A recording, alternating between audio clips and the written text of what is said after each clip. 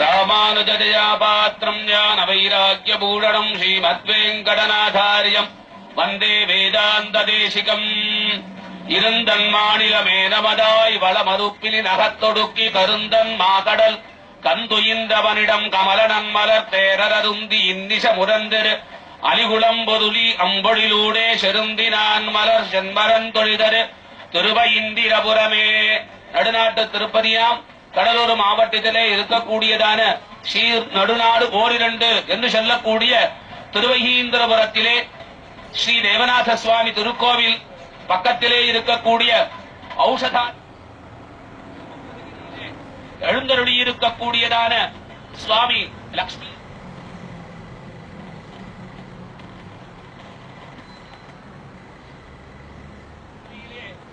டிவியின் மூலமாக நாம் காணப்போகின்றோம்.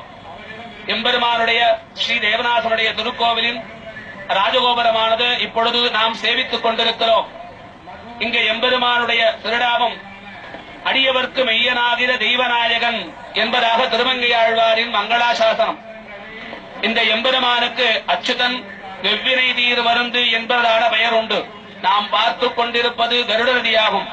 கங்காதிகாம் விதததீம் கருட ஸ்ரவந்தீம் என்பதாக எப்படி கங்கையானது காசியிலே வடக்கு நோக்கி ஓடுவதனால் விசேடமாக சொல்லப்படுகின்றதோ அதை போன்று இந்த திவ்ய தேசத்திலே திருவையிந்திரபுரம் என்று சொல்லக்கூடிய இந்த திவ்ய தேசத்திலே கருட நதியானது உத்தரவாகினியாக வடக்கை நோக்கி செல்வதாக இருப்பதினாலே இங்கே கங்கையானவள் எப்படி அங்கே கொண்டாடப்படுகிறாரோ அதை போன்று இங்கே இந்த திருவையிந்திரபுரத்திலே சுவாமி வேதாந்த தேசிகன் மங்களாசாசனம் செய்கின்றார். கங்காதிகாம் விதததீம் கருட ஸ்ரவந்தீம்.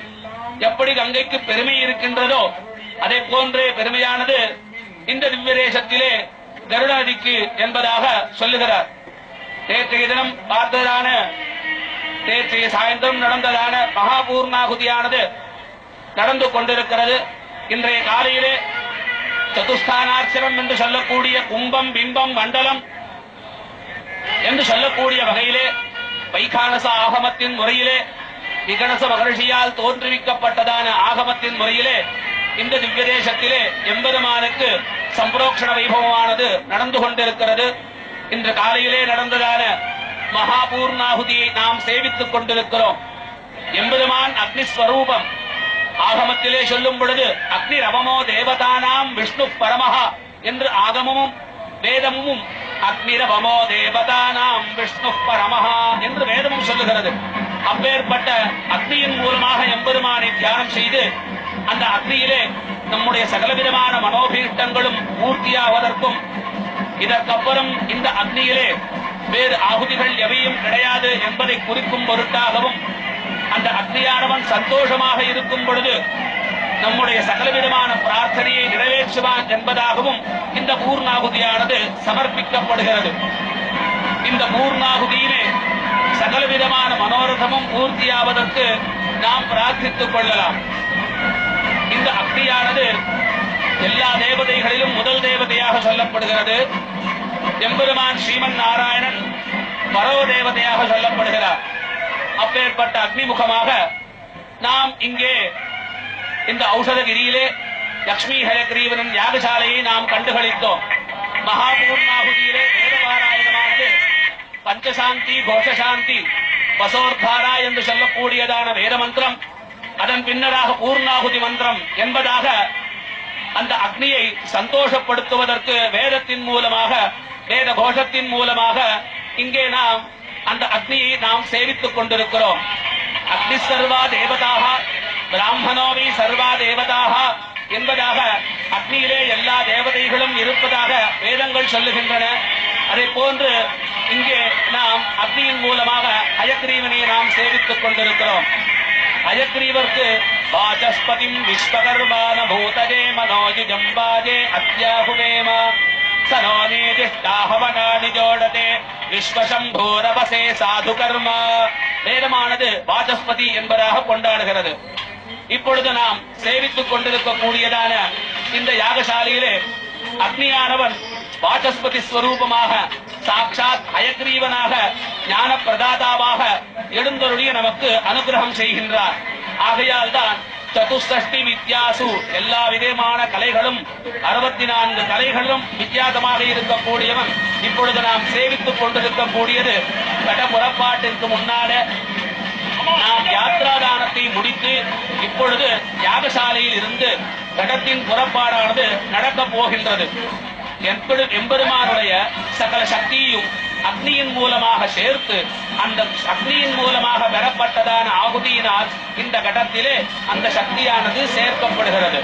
இந்த கும்பத்தோட விஷயம் என்ன என்றால், நாம் செய்யக்கூடியதான சகலவித காரியங்களும் ஆபோவி சர்மா தேவதா ஆஹா என்று தீர்த்தத்தில் எல்லா விதமான தேவதைகளும் இருப்பதினால் அந்த தீர்த்தத்தை கொண்டு நாம் எல்லா விதமான காரியங்களையும் செய்கிறோம்.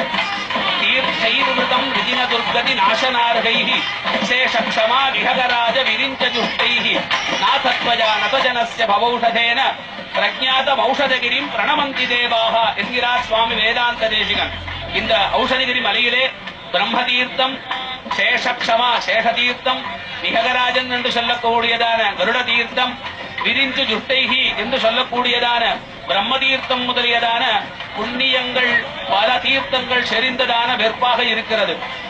ஆகையால் தான் திருமலையை எப்படி வெற்பு என்று மங்களாசாசனம் ஆழ்வார்கள் சொல்லுகிறார்களோ அதை போன்றே இங்கே இந்த திருவையிந்த மாநகர் திவ்ய தேசத்தை வெற்பு என்கிறார் சுவாமி வேதாந்த தேசிகன். வெப்புடனொன்றி ஐந்தையில் வெப்பின தீர் மருந்து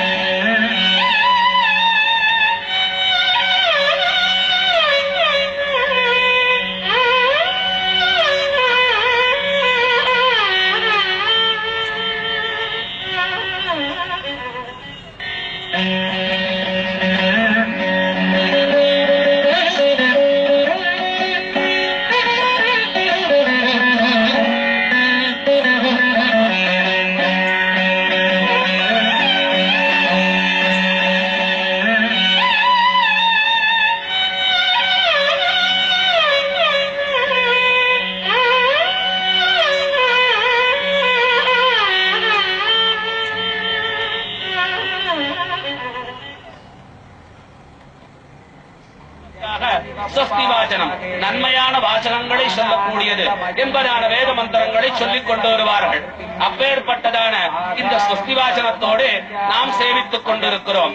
எம்பெருமானுடைய ஹயக்ரீவனுடைய அவதாரத்தை சொல்லும் பொழுது வசையில் நான்மறை கெடுத்தவம் மலரையக் கருளி முன் பரிமுகமாய் இசைகள் மூர்த்தியோடின்றிவை பயந்தவனே எனக்கருள் புரியே உயர்கொள் மாதவி போதொடுலாவிய நாதியர் வீதியின் வாய் என்பதாக இங்கே மங்களாசாசனம் செய்கிறார். வசையில் நான்மறை கெடுத்த அம்மலரையர் கருளி முன் பரிமுகமாய் எம்பெருமான் தன்னுடைய அவதாரத்திலே முதலாக அவதாரமானது ஹயக்ரீவ அவதாரம். எம்பெருமானுடைய அவதாரத்திலே முக்கியமான அவதாரம் ஹயக்ரீவ அவதாரம். காரணம், எம்பெருமான் யோக நித்திரையிலே இருக்கும் பொழுது மது கைடவர்கள் என்பதான இரு அசுரர்கள் எம்பெருமானுடைய வியர்வையில் இருந்து வெளியேற அவர்கள் வேதத்தை அபகரித்துக் கொண்டு சென்றார்கள்.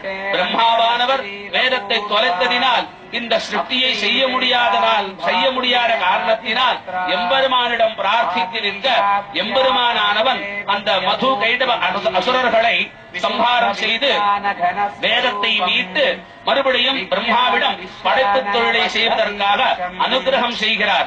அதுதான் வசையில் நான்மறை கெடுத்த அம்மலரையர் கருளி முன் பரிமுகமாய் என்கிறார் ஆழ்வார். அப்பேற்பட்ட ஹயக்ரீவனுடைய அவதாரமானது எப்பேற்பட்ட அவதாரம், உயர்ந்ததான அவதாரம். அந்த ஹயக்ரீவனுடைய கலியுகத்திலே முதலிலே ஆவிர்பாவம் அவதரித்த இடம் இங்கே. இங்கே சுவாமி வேதாந்த தேசிகரானவர் சித்தி கஷேத்திரம் சமித விபதாம் சம்பதாம் பாதபத்மம் என்று கீழே கருட நதி, அதன் மேலே நடுநாட்டு திருப்பதி என்று சொல்லக்கூடியதான திவ்ய தேசம், அதன் மேலே ஔஷதகிரி என்று சொல்லக்கூடியதான மலை, ஒரு தீர்த்தம், ஒரு புண்ணிய கஷேத்திரம், ஒரு மலை, இந்த மூன்றும் சேர்ந்தது சித்தி கஷேத்திரம் என்பதாக. இந்த இடத்திலே